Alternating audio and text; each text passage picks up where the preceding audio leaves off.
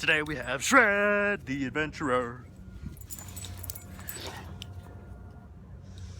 Shred!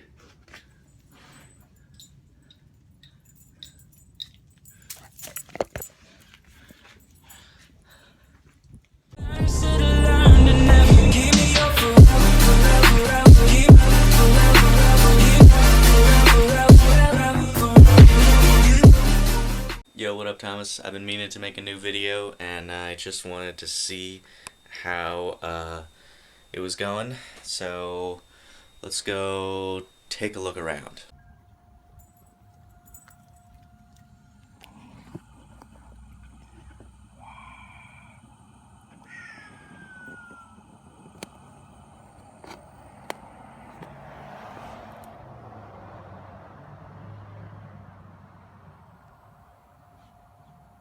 I flew just this morning and I got stuck in the tree and I had to go get it down using my goggles as a signal generator. Should find it up there somewhere. I was thinking, I want to do a review of the Tiny Whoop Inductrix because we both have one. And I think that if we do dueling reviews, that will be an interesting comparison worth watching. The whole idea behind Mythic Tech was basically a place for me and you to drop our information to one another because, who knows, that's just what I ended up doing. And so I figured, what the heck, why not give it a shot? So that's a good deal. Alright, let's do it. Well, Max, so what's on your mind? Well, Cannon Power Shot, my mind has recently been intrigued by a understanding in physics. So basically, when you take two diamonds and you put them in a gigantic hydraulic press, and then you put supercooled hydrogen in between them, and you crush that hydrogen up to like 1,000 gigapascals or something ridiculous like that. You then get metallic hydrogen, which is basically hydrogen which looks silvery colored like most metals, which signifies the free electrons in it. It was even noted that you might actually have a metastable form, so when you crush it and you force all of those electrons and protons close to each other so that they form a sea of, I guess, a conducting fluid, then what you do after that is you take it out, and it doesn't necessarily immediately vaporize and go back to its regular form, which would be superb, because Thomas, my good buddy, you have been talking about supercritical superconductors, and that is exactly what this is. This is supercritical hydrogen, which forms metallic hydrogen, which is conductive, and that's crazy as hell. So I think we should take a look at that. Or at least, do some research, think about it. I mean, this is Mythic Tech, after all. We want to think about the mythic future and where it can go.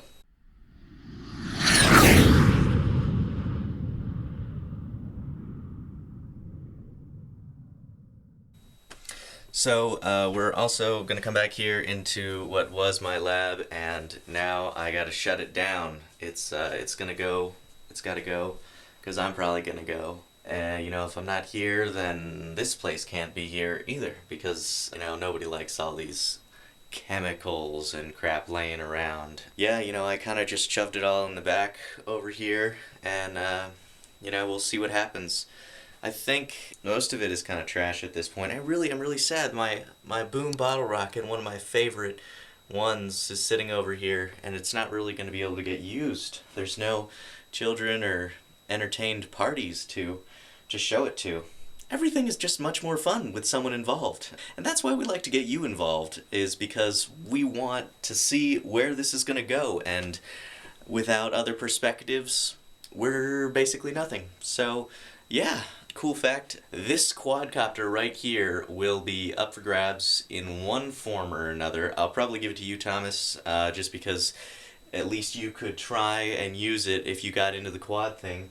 I wouldn't call it a great racer, but it would be a good film drone, which is what I initially got it for. I also have this Sensei which I've attempted to talk about previously and failed. It still flies. It's not the most beautiful flyer, but it can mount a GoPro and you can get some great shots that way. My friend Jim, who owned it prior to me and gave it to me, that's how it worked. And that's kind of why I give away a lot of my stuff, is because I got it for free and I want to contribute to the future of the hobby, so we just keep on going.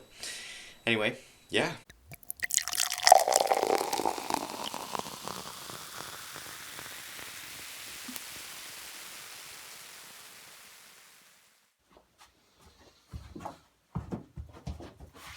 So, I want to tell you about this thing, but I'm not exactly sure how to go about telling you this story.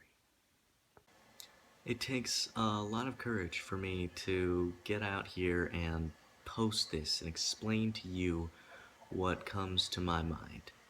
So I guess this is addressing the fact that I am changing my room and I am changing the style that I'm doing stuff. So hopefully that will help change everything.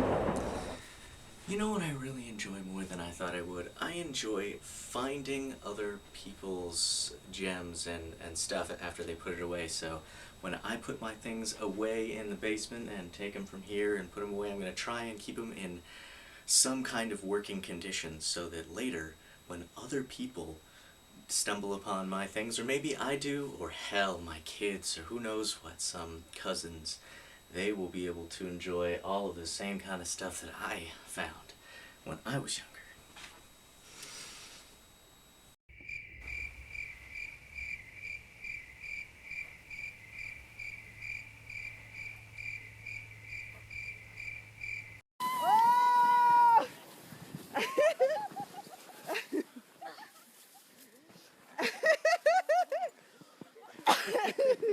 So another thing is that we have one of my favorite projects that you and I did back was the electric arc furnace, noted by Grant Thompson, King of Random. What a guy. Love that guy. I made this.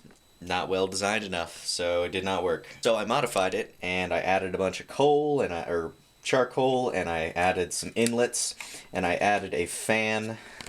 I wanted to turn it into a furnace kind of like your coal furnace forge. Never really got around to doing that, so it's kind of just sitting here being real sad. Really what I want is to create some sort of burn furnace so that I can burn all of my trash. I mean, come on, it's basically energy waiting to happen. I don't understand why we throw this all out and then it goes in the oceans and then it fucks up sea turtles, all kinds of terrible crap. You should just burn it. Use that heat to form electricity and use it to power your house. I mean, come on, your garbage powering your house?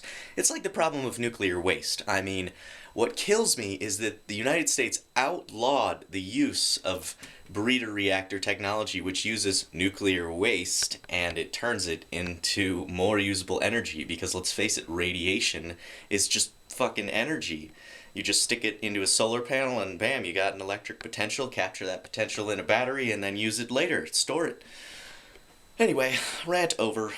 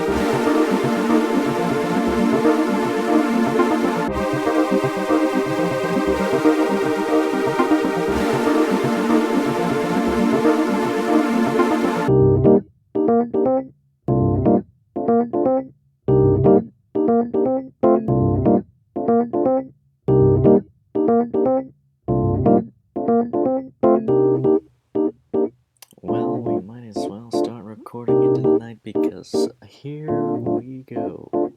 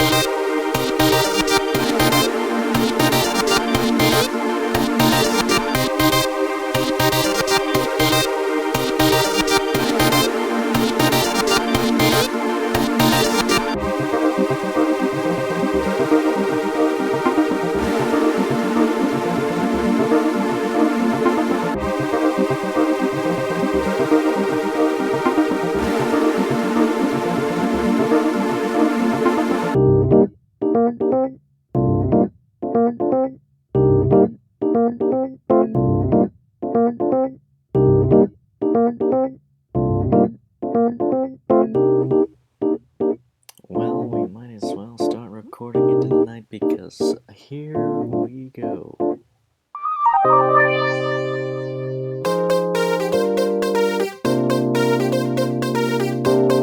Alright, I'll see you next time. Peace out.